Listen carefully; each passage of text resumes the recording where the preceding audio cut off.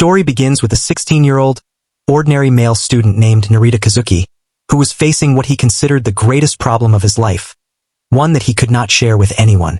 The problem, as strange as it sounded, was that his little sister, Mitsuki, was simply too cute. As he blushed and broke into a cold sweat, he felt as though he might die from the overwhelming cuteness of her sleeping face. He wondered in frustration why he was even getting flustered over his sister's sleeping face and clutched his head, thinking of himself as a worthless human being. Covering her gently with a blanket, he reminded himself that, although she was undeniably adorable, she was still his sister. Therefore, falling in love with her was something he must never allow to happen. About a month earlier, Kazuki's father, who had raised him alone, had unexpectedly mentioned that he was going to meet a certain lady. On the meeting day, Kazuki, who was holding a glass cup, had broken into a nervous sweat and trembled as his father told him not to be anxious, assuring him that Mitsuki was also looking forward to meeting him. Stammering, Kazuki replied that he too was looking forward to meeting her, though his father commented that he certainly did not look prepared. Sitting with them, Mitsuki's mother smiled warmly. Mitsuki's mother thanked Kazuki for his permission regarding their remarriage, but he smiled, insisting that it was nothing, adding that he was actually grateful since his father could finally move on and let go of him. His father teasingly called him a brat. At that moment, Mitsuki appeared, apologizing for arriving late because she had lost her way. The instant Kazuki saw her, he inwardly celebrated how incredibly cute his new little sister was. Mitsuki bowed politely and introduced herself, apologizing for any trouble her mother might have caused. As she bowed, Kazuki blushed. Touching the back of his head awkwardly, he bowed in return and introduced himself, hoping that his father had not troubled her either. Internally, he thought that, despite her appearance resembling that of a gal, she was surprisingly courteous. Mitsuki's mother then asked her daughter why she was acting so stiff, since just the day before she had cheerfully exclaimed, "Yay! I'm getting an older brother." Kazuki was surprised by that revelation. When he looked at Mitsuki, he noticed her red face and found her even more adorable. She looked away, stammering that she had never said such a thing and accused her mother of making it up, which only made Kazuki grin wider at how cute she was. As they settled down, Mitsuki explained that she had lost her father when she was young and she had lived alone with her mother since then, making the idea of having a family feel like a dream come true. Her mother added that Mitsuki had always wanted an older brother, prompting Mitsuki to flusteredly ask her to be quiet. Kazuki, sharing her sentiment, said that he also wished to get along well with her, and she smiled as she agreed. Inwardly, Kazuki thought that he was barely managing to maintain a straight face and told himself there should be a limit to how cute someone could be. Still, he reminded himself that no matter how charming she was now his sister, and falling in love with her would be an unforgivable betrayal of her expectations. Once their parents' marriage was confirmed, they began living together. Mitsuki, dressed casually, unpacked in her new room, delighted with how it looked. Kazuki noted that her casual attire was cute and that her room was right beside his. As he helped her carry her belongings, she politely thanked him. It was Kazuki's first time inside a girl's room, and he found it fitting for a gal, as it was filled with trendy clothes. Just then, Mitsuki's mother called her to help carry a few more things. Mitsuki agreed, but in her haste, she accidentally kicked over a box, scattering all her underwear across the floor. Screaming in panic, she shouted that her lucky underwear was all over the place as she struggled to pick them up. Kazuki, bewildered, wondered what a lucky underwear even was and began imagining things he shouldn't. He thought that such things were probably typical for a gal, and he could feel the atmosphere turning dangerously lewd. Mitsuki's mother asked her what she meant by lucky underwear, when she had no one to show it off to, but Mitsuki insisted that it was fine because it was cute. Kazuki found himself oddly pleased by that comment before realizing how wrong it was to feel that way. As he walked away, he decided that things could not continue like this. He resolved never to become a brother who would betray his sister's trust. On a certain occasion, when Kazuki saw Mitsuki lying lazily on the couch, he caught a brief glance at her underwear which caused him to have a nosebleed, and he found himself inwardly thanking her for the meal.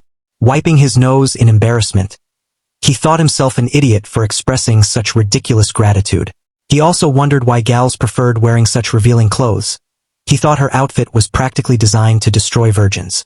Just then, Mitsuki's mother asked her daughter to help make dinner if she was free. Complaining that it was a drag, Mitsuki still agreed and went to begin cooking. Kazuki, watching her, was glad she would be preparing the meal herself. Wearing an apron, Mitsuki displayed unexpectedly high cooking skills, producing a meal that looked both beautiful and delicious. At the dinner table, both Kazuki and his father found the food excellent. Mitsuki's mother explained that Mitsuki was very close to her grandmother, who had taught her many recipes.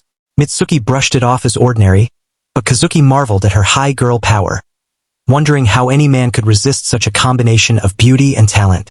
He concluded that there probably wasn't a single guy who wouldn't fall for her, and that his top priority should be keeping an appropriate distance.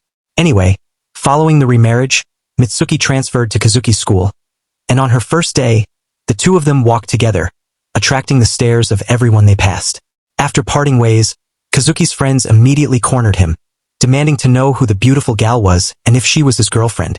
When he replied that she was his sister, they were stunned. They teased him, saying he had been hiding such a cute little sister all along and urged him to introduce her to them. Kazuki told them to ask her themselves if they wanted to know anything, earning their curses as they called him a stingy brother. But he ignored them, thinking that although he expected such a reaction, he was still surprised by how quickly she became popular. After school, as Kazuki was leaving, he saw a male student trying to ask Mitsuki out, telling her to at least go on one date with him. Mitsuki replied by asking if she gave him permission to speak to her so casually. She said that although she had just transferred that day, she already knew his reputation as a playboy and was not an easygoing woman who would fall for him.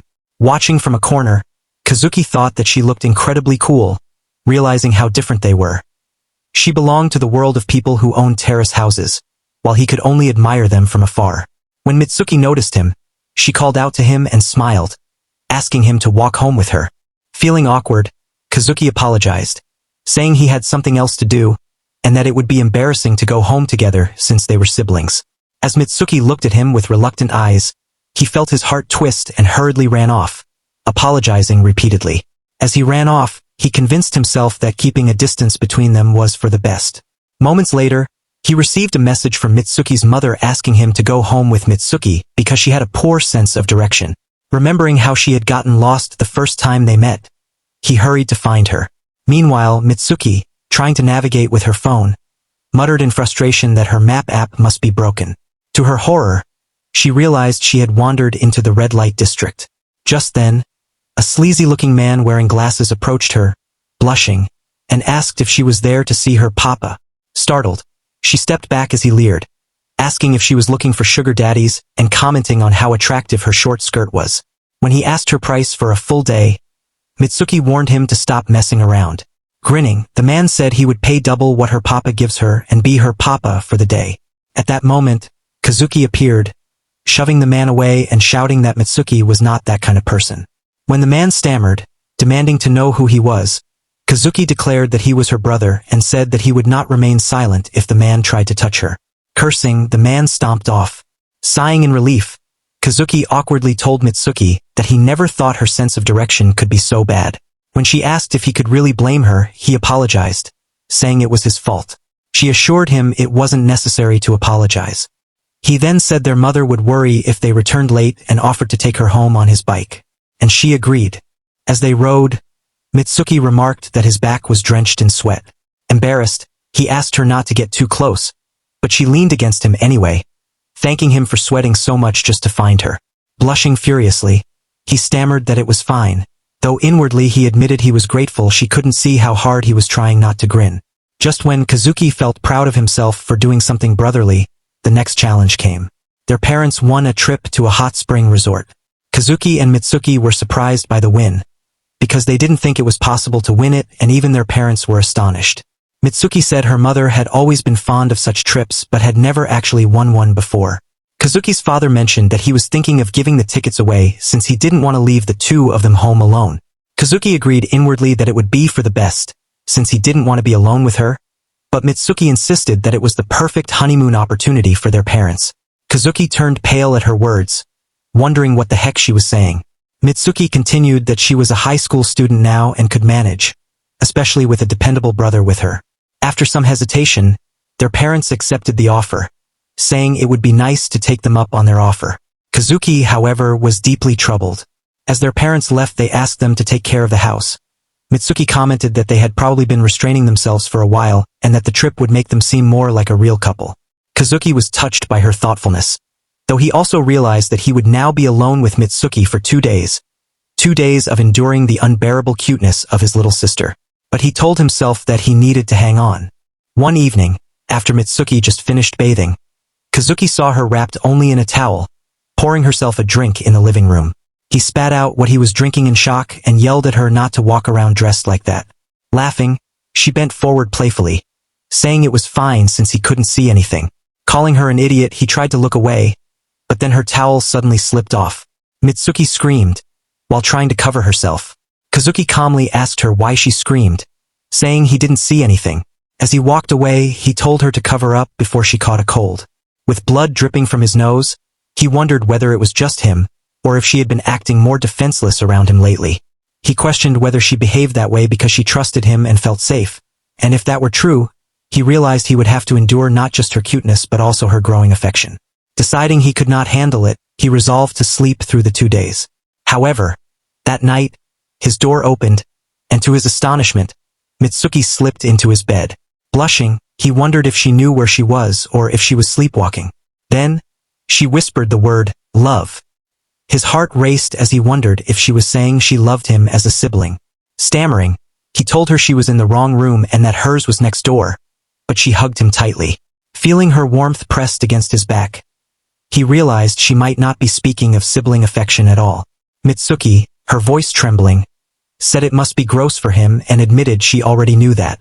She confessed that she could no longer hold back, and that if things continued this way, she would not be able to remain just his sister. So, with tears in her eyes, she asked him to please reject her. Turning toward her, Kazuki held her face, thinking that if she said such things, even he would not be able to resist anymore. Just as he was about to kiss her, she murmured that she loved her father. Kazuki froze, realization flooding in. Grabbing his head, he inwardly berated himself for having such inappropriate thoughts. He understood then that Mitsuki was searching for the father who passed away.